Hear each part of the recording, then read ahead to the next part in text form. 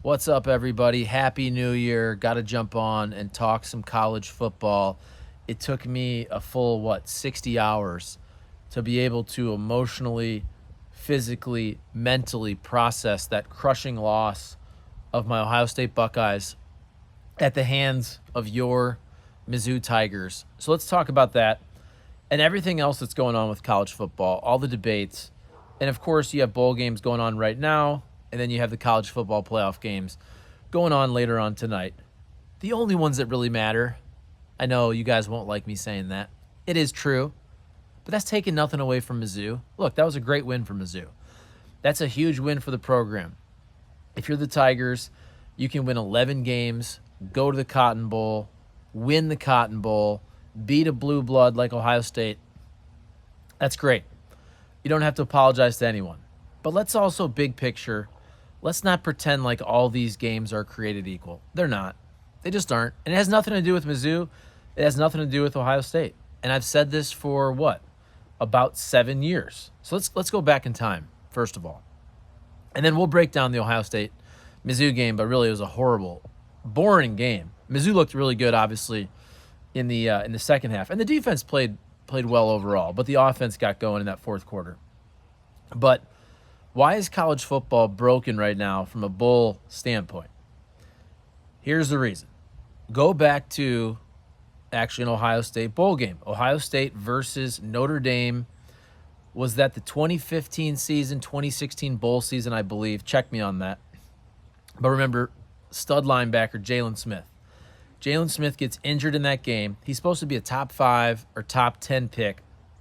He tears everything in his knee, I believe, slips to the second round. Now, he did get paid, I believe, later in the NFL, but that rookie contract, I believe he missed out on like $20 million from getting hurt in that bowl game. Remember, that was not a college football playoff bowl game. That was the year after Ohio State won the national championship. They're playing Notre Dame. So that was a game that, look, it mattered, but it wasn't for the playoff. And I was always a person who said the bowl games mattered. I always said that. When people tried to write them off, I was like, no, that's the best opportunity besides a few early season non-conference games to see different conferences play each other. I always was into bowl season. I always thought it meant something. But to me, after the Jalen Smith injury, everything changed. Because what happened the very next year, and it's not a coincidence. It's not a coincidence at all that Jalen Smith gets hurt, loses probably $20 million, and what happens the very next year? Christian McCaffrey and Leonard Fournette opt out of their bowl games. Now, clearly, McCaffrey from Stanford and Fournette from LSU, they would have played if it was a college football playoff game, if it was for a national championship, but they opted out. Let's be real. That was a direct result of Jalen Smith getting hurt about a year prior and costing himself $20 million. And so now we're seeing all of these players opt out. And I was reading another article today, and it was talking about the whole system.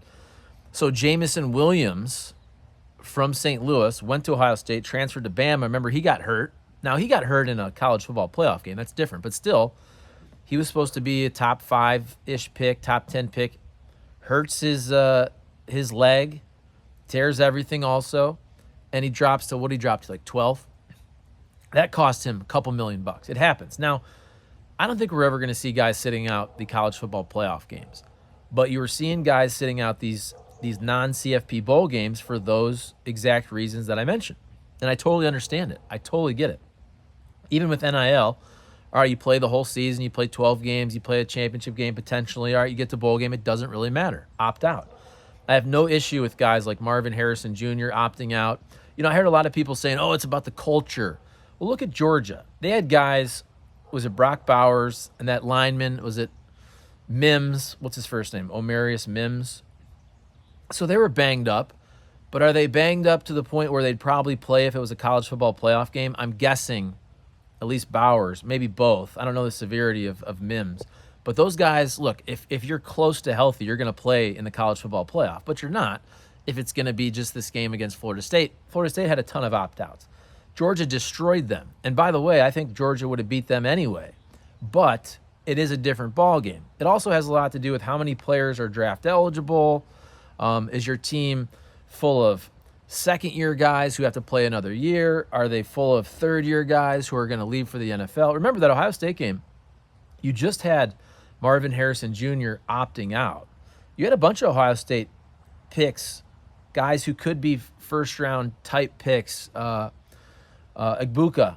You also had, Sawyer. We'll see what happens with him. But Denzel Burke. You have different guys who maybe they're not surefire top 10 picks, but they still want to play and kind of prove themselves and get themselves into a higher draft position. Like Cody Schrader. He's obviously draft eligible, but he's fighting and clawing for a spot in the draft. So if I'm him, makes total sense to play and hopefully get himself into the draft if he's not there already. He's going to the Senior Bowl to prove himself again, hopefully gets drafted. And I'm rooting for that kid. Love the kid. I remember doing a story on him when he was a sophomore at Lutheran South. That was like 8 years ago. It's crazy. He was the athlete of the week for Fox 2.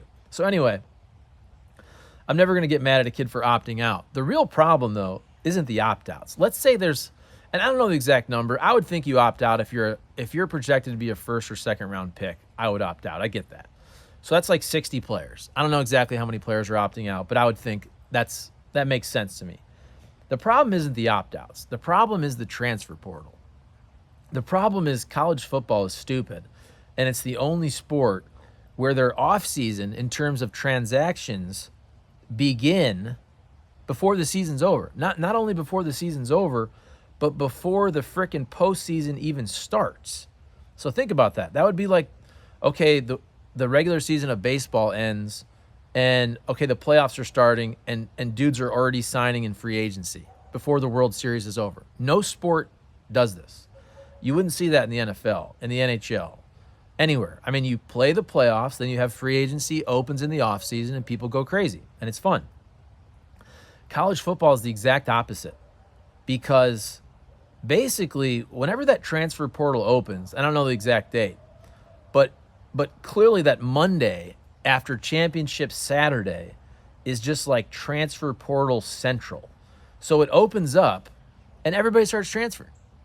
And clearly these dudes, look, you'll still have guys who may transfer, but if you're playing in a college football playoff game, you're going to wait. You're going to play in that game, try to win a national championship, and then you jump in the portal. But look at how many guys jumped in the portal right after the regular season ends. And so that's a good example for Ohio State. And if you want to say, oh, I'm making excuses, whatever, I don't really care because I've said this every year. It has nothing to do with Ohio State. It has nothing to do with Mizzou. And Mizzou fans, by the way, I hope that Mizzou makes a college football playoff next year with 12 teams. I hope so. I really hope you guys make it. But if you don't and Luther Burden opts out, which I would if I were him, if I'm going to be a top 10 pick or a first-round pick, I'd like to see I'd like to hear from the Mizzou fans and how they feel next year if Luther Burden opts out, because it's interesting when it affects your particular team, which, again, I don't care if it's Mizzou. I don't care if it's Ohio State. I've said these exact same things ever since players started opting out about 7 years ago. McCaffrey and Fournette, everything changed for these bowl games. So there it is. There's my take. The portal is the issue. Ohio State's issue wasn't the opt-outs. Look, Marvin Harrison Jr. is going to probably be the second overall pick. I would opt out too. That wasn't the issue. The issue was the fact that Kyle McCord, the quarterback, opted out before the game. The issue was the Buckeyes' backup running back opted out before the game. Their arguably, let's say, third best receiver, Julian Fleming, opted out. Excuse me. I don't know if I was making mistakes there. Kyle McCord, transfer portal, obviously. Buckeyes' backup running back, transfer portal. And Julian Fleming, about their third best receiver, transfer portal. That was the issue. That's the issue with a lot of these teams, are the guys who are jumping in the portal before the game. And by the way, even though Georgia crushed Florida State, they had a bunch of dudes in the transfer portal. I think it was like 13. I read an article yesterday. I don't remember exactly, but all these teams are going to end up having 10 players in the transfer portal. And it's really stupid for these bowl games. Think about all the money, the TV ratings for these bowl games. But the good part is college football has, in my opinion, they've solved the problem, at least for the most part. And that is next year, the 12-team playoff. Because let's be real, right now, you only have 3 bowl games that matter. The 2 college football playoff semifinals and the national championship game. That's 3 games that really matter. Now, if you want to say, Charlie, they all matter, whatever, I totally disagree with you. I don't really care. I'm not hating on Mizzou. It doesn't have anything to do with Mizzou or Ohio State. The games really don't matter when all these dudes opt out and transfer portal. It's not the same. If you're trying to tell me it's the same, you're just lying. You're lying to yourself. It is what it is. I'll say the same thing. Ohio State wins, Ohio State loses, whoever it is. These games don't matter with the opt-outs and the transfer portal. However, they've made it a lot better next year because you're going to have the 12-team college football playoff. You're going to have the 4 byes. So instead of having only 3 bowl games that matter for the last several years, you're now going to have, I believe the math is correct, 11.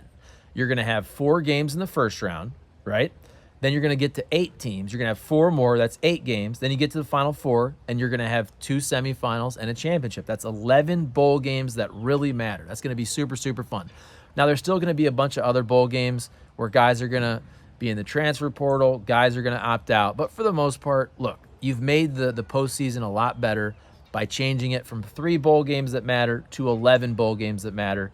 And the best teams in the country, the top 12 teams in the country, which is going to be the Ohio States and LSUs and Bamas and Georgias, and hopefully, like I said, hopefully Mizzou next year. None of these guys hopefully are going to opt out because they're all going to be in the 12-team college football playoff.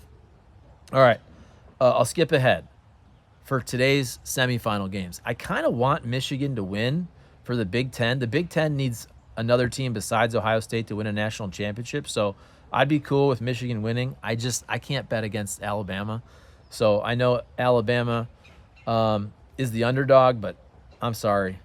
Give me Alabama in that game. I'm going to take both underdogs. Give me Washington in the other game. And I think whoever wins Bama, Michigan is the real national championship game. Like I said, I want Michigan to win, actually, even though I'm an Ohio State fan, because the Big Ten needs another title from another team. But give me Bama in that game. All right, my hand's shaking. We're about 12 minutes. It's cold outside. Oh, by the way, Happy New Year, everybody.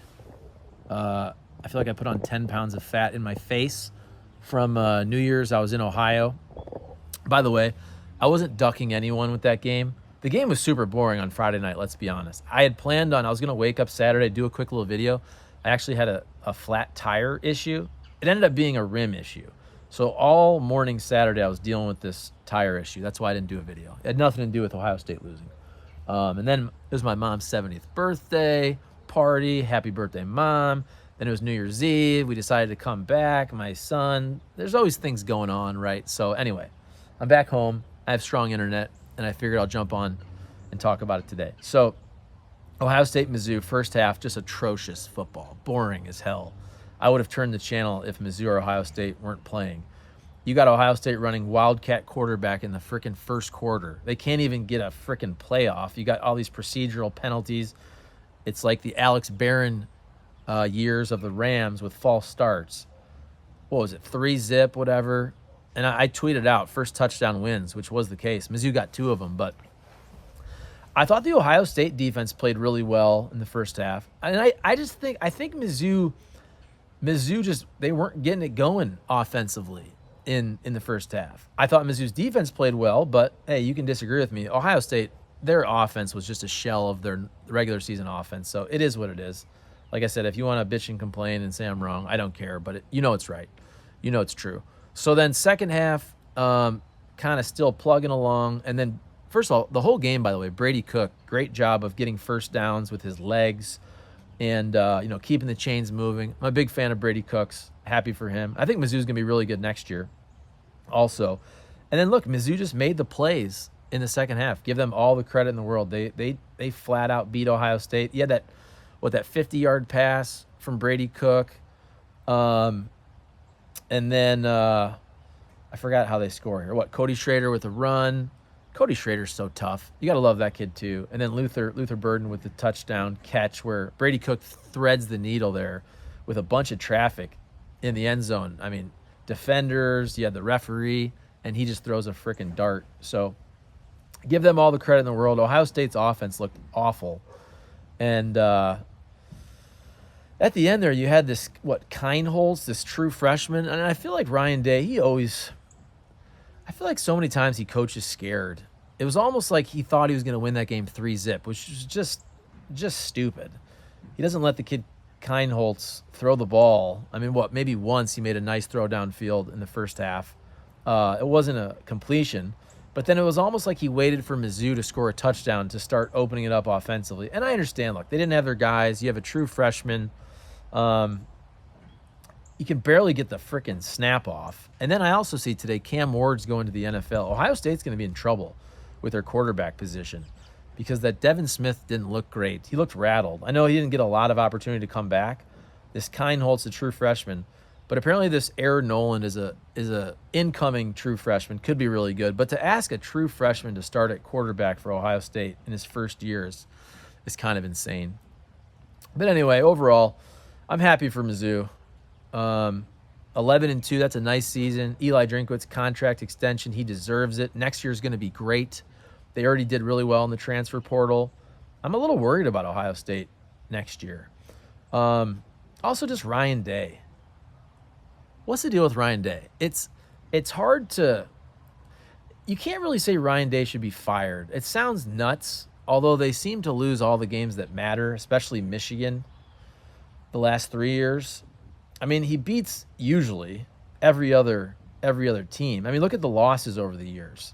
It's been like Clemson in the college football playoff in a really tight game, Alabama in the national championship game, the COVID year. Remember, they beat Clemson that year. And here's the one thing you can't forget. As much as you want to hate on Ryan Day, let's be real about this. Let's not be silly. Ryan Day was a made field goal or Marvin Harrison Jr. not getting knocked out of the game last year, the semifinal game against Georgia. Ryan Day and Ohio State, they were basically if one other play goes their way, they beat Georgia and they win the national championship. If you think that TCU is beating Ohio State last year, you're crazy. You're absolutely crazy. So if that kicker makes that field goal at the end, or if Marvin Harrison Jr. isn't knocked out, Ohio State wins the national championship last year. And you know I'm right about that. Look, I'm not complaining, but you know I'm right. They had Georgia beat for the whole game. They lost it. Give Georgia all the credit in the world. But if one more play goes the Buckeyes' way, they beat Georgia, and they're going to throttle TCU. Maybe not 65-7 like Georgia did, but they would have won that game, and they'd have been national champions. So it's kind of crazy to be like, fire Ryan Day when you know they were one play away last year from winning the national championship. But, man, you got to turn around this streak against Michigan. And you know what? This is payback for all those years, those 20 years basically, 18 years where Tressel and Urban Meyer just beat up on Michigan every year. You know what? And now we're getting it turned around. And that's what makes the wins more enjoyable when you have these losses, honestly. It's the pain. It's the pain of the losses that makes the excitement and the fun of the wins even better. So, anyway, I jumped around all over the place there. Mizzou, Ohio State. Congrats, Mizzou. Ohio State, a little worried about next year. Give me Alabama. Give me Washington. I don't feel real strong about any of them, so don't follow my bets.